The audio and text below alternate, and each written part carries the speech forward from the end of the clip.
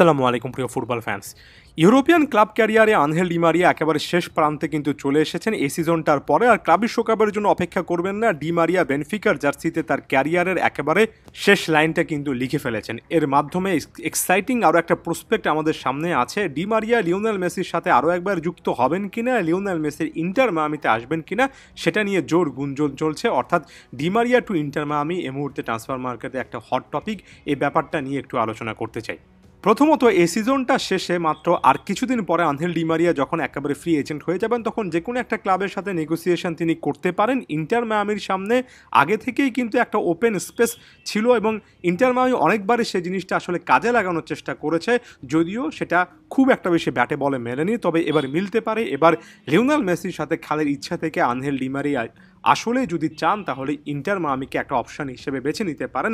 37 বছর বয়সে এই ফুটবলার তার ক্যারিয়ারটা ধাপে ধাপে শেষ করার সিদ্ধান্ত নিয়েছেন। প্রথমে জাতীয় দল, তারপরে আরও একটা সিজন তিনি আসলেই ইউরোপিয়ান ফুটবলে খেলতে চান সেটা বলেছেন। তারপরে এখন হয়তো বা MLS-এর দিকে আসতে পারেন।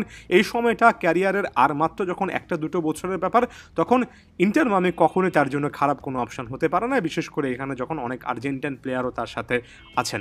এখন কথা হচ্ছে পারফরমেন্সের দিক থেকে ডি মারিয়াটাতে যদি শেষ পর্যন্ত আসেন তাহলে ইন্টার মায়ামির সিচুয়েশনটা কী হবে। এই সিজনে 39টা ম্যাচ খেলে 15টা গোল, 10টা অ্যাসিস্ট, 25টা গোলে কন্ট্রিবিউশন করেছেন। প্রতি 100 মিনিটে একটা গোল কিংবা অ্যাসিস্ট করেছেন।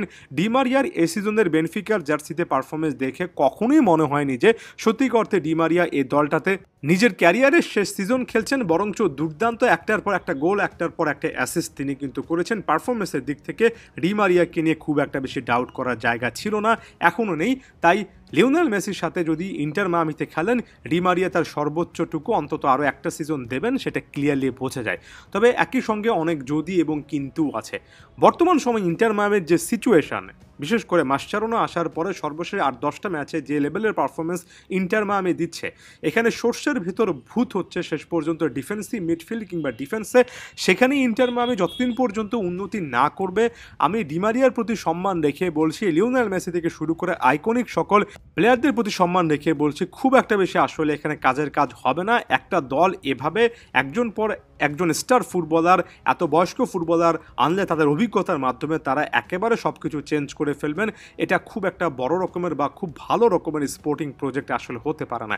যে জিনিসটা নিয়ে ইন্টার মায়ামি কাজ করতে ব্যর্থ হয়েছে সেটা হচ্ছে একটা পারফেক্ট ডিফেন্স লাইন তৈরি করা। সেটাকে বিশ্বমানের হতে হবে সেটা কখনোই বলছি না, অন্তত MLS-এর টপ টিয়ারে একটা ডিফেন্স লাইন এটা তারা এবারও তৈরি করতে পারেনি।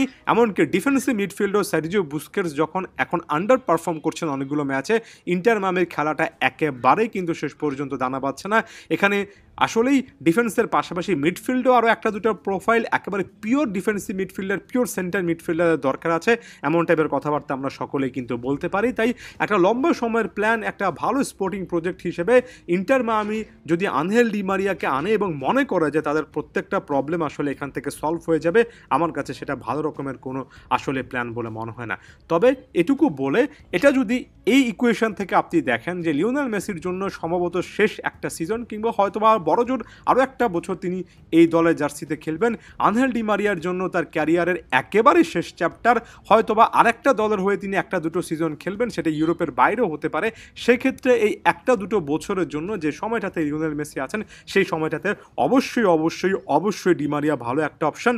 আর্জেন্টিনার জার্সিতে দুজন কী অ্যাচিভ করেছেন একসাথে, সেটা আপনাদেরকে নিশ্চয়ই নতুন করে মনে করে দিতে হবে না। পুরো ব্যাপারটা আসলে নির্ভর করছে এখানে ইন্টার মায়ামির প্ল্যান কী, এবং আসলে প্ল্যানটা ফাইনালাইজ হলে তারপরে ডি মারিয়ার সাথে তারা আসলে কন্ট্যাক্ট করছে কিনা এবং এরপরে এই মুভটা কী হবে সেটা নিয়ে আসলে কথাবার্তা বলা যাবে। শুরুতেই ইন্টার মায়ামির প্ল্যান সম্পর্কে আরও ক্লিয়ারলি জানতে চাই, কারণ টু বি ভেরি অনেস্ট কখনোই এই দলটার প্ল্যান অনেক ভালো সে জিনিসটা মনে হয়নি। ধন্যবাদ সবাইকে।